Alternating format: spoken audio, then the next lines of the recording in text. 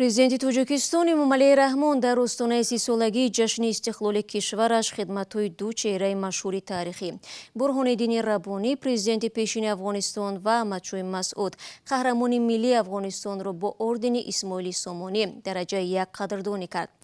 Тавре дар ин фармон омадааст ҷоиза ба онҳо барои мусоидат ва миёнравӣ дар расидан ба сулҳи Тоҷикистон дода шудааст. Он ҳам дар рӯзҳое ки вазъи Афғонистон дигарбора ба солҳои фаъолияти ин чеҳраҳои таърихӣ монанд шуда, акнун писари Аҳмадшоҳи Масъуд, Аҳмад Масъуд, мисли падараш аз ҳуқуқи мардуми худ дифоъ мекунад. Президенти Тоҷикистон рӯзи 25 август гуфт кишвараш ҳеҷ гуна ҳукумати дигарро ки дар Афғонистон бе дар назар дошти ҷойгоҳи тоҷикони ин кишвар ва ақалиятҳои дигари миллии он таъсис дода мешавад, эътироф нахоҳад кард. Оё ин ду амал пайванде бо ҳам доранд?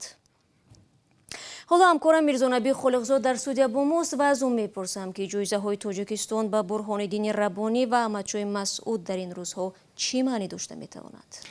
ببینید شهلا تاریخ نگاران به سهم این دو چهره تاریخی در رسیدن حکومت تاجیکستان و اتحاد نیروهای مخالفین پیشین تاجیک در سال 1997 بهای بلند میدهند. داستانهای زیادی موجودند که چگونه برهانالدین ربانی آن زمان پرزیدنت افغانستان و هم احمدشاه مسعود آن وقت وزیر دفاع این کشور توانستند رهبر مخالفان تاجیک سید عبدالله نوری را وادار کنند که با حکومت امامعلی رحمان سازش کنند. برخی از تحلیلگران این را به آن بستگی دادند که ربانی و مسعود به حمایت روسیه محتاج بودند و تا اندازه از موقع‌گیری روسیه حمایت کردند. اما جناب نوری در یک گفته خودش همیشه تکرار میکرد که گپ ربانی را که نگذارید کشورتون مثل افغانستان شود. با مدد این دو چهره تاریخی در کابل و خوسته دیدار پرزیدنت تاجیکستان و رهبر مخالفان برگزار شده و امضای قراردادهای مهم سبب گشته بود. دیرتر در سال 1997 سازشنامه صلح تاجیکان در مسکو به امضا رسید. ربانی و مسعود همچنین از ده‌ها هزار پناهندگان تاجیک در افغانستان حمایت کردند. بله، یادآور می‌شوم روز 9 سپتامبر سال 2011 احمدشاه مسعود ترور شد و پس از 10 سال برهانالدین ربانی نیز در یک حمله تروریستی به هلاکت رسید. در پایتخت تاجیکستان برها در سفارتخانه افغانستان روزهای یادبودی احمدشاه مسعود و ربانی برگزار گردید و یک نکته که در این نشست ذکر میشد به خاطر پوست گنرال احمدشاه مسعود و ربانی در دوشنبه کوچه یا خیابان نامگذاری شود، نه؟ بله، چنین پیشنهاد از طرف روشنفکرها و جامعه شناسان بارها در رسانه‌ها و روزنامه‌های محلی نشر شده است. خصوصا در محفل بخشیده به یادبود احمدشاه مسعود قهرمان ملی و برهانالدین ربانی رئیس جمهوری سابق افغانستان در سال 2018 در سفارتخانه افغانستان در دوشنبه پیشنهاد شده بود که کوچه و یا گلگشتی در تاجیکستان به نام این دو نفر گذاشته شود و در همین محفل ما همچون کارمند رادیو آزادی حضور داشتیم و کارمندان سفارت در صحبت به ما گفتند که با یک مراجعت به حکومت تاجیکستان رو خواهند آورد. و شاید در این شب و روزی سرنوشت‌ساز برای تاجیکان افغانستان از جانب حکومت تاجیکستان چنین تصمیم گرفته شود، ولی با وجود مراجعت‌های پی در پی نمایندگان جامعه کشور به طور رسمی هنوز شرح داده نشده است. بله، تشکر برای صحبت. ضمناً اقدام اخیر پرزیدنت تاجیکستان در میان دانشمندان تاجیک واکنش‌هایی را در پی داشت. از جمله احمدشاه کاملزاده به رادیو آزادی در این باره ابراز نظر کرد. اولا اینکه همین گونه پیشنهاد یا روش رفتار عملهایی که از طرف رئیس جمهوری تاجیکستان و دولت تاجیکستان امروز عملی میشوند البته بادهای طرفهای گوناگونی دارد.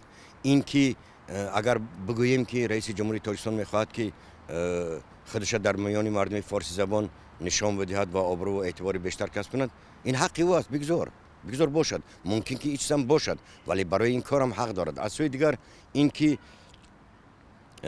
چرا کشورهای منطقه و ابرقدرت‌هایی که در این قضیه افغانستان زیدخلند، چرا آنها تا حد به اندازه‌های به پیمانه‌های با نیروهای طالبان همکاری دارند یا اونها را اعتراف میکنند، ولی تاجیکستان نه.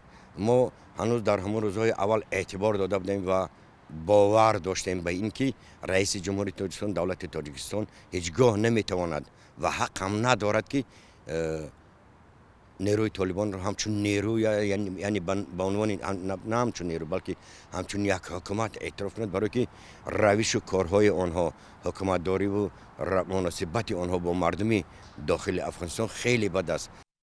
احمدشاه کاملزاده بود. قاسمشاه اسکندرов تحلیلگر دیگری توجیک نیز از تشبوس امام رحمان استقبال نمود.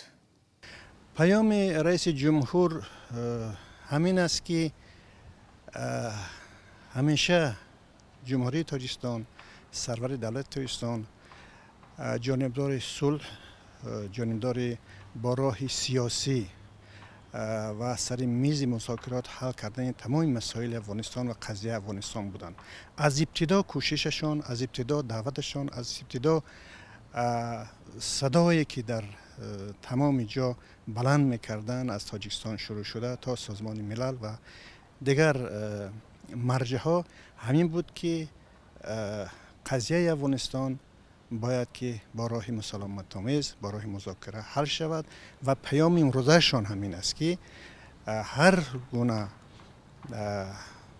حکومتی که با راه زور، با راه تعدی، با راه ظلم، با راه به نظر گرفتن منافع مردم افغانستان اگر تشکیل نشود، صلح و ثبات در افغانستان برقرار نمی شود و البته تاجیکستان این حکومت را هیچگاه اعتراف نمی کند. با سپاس از مصاحبه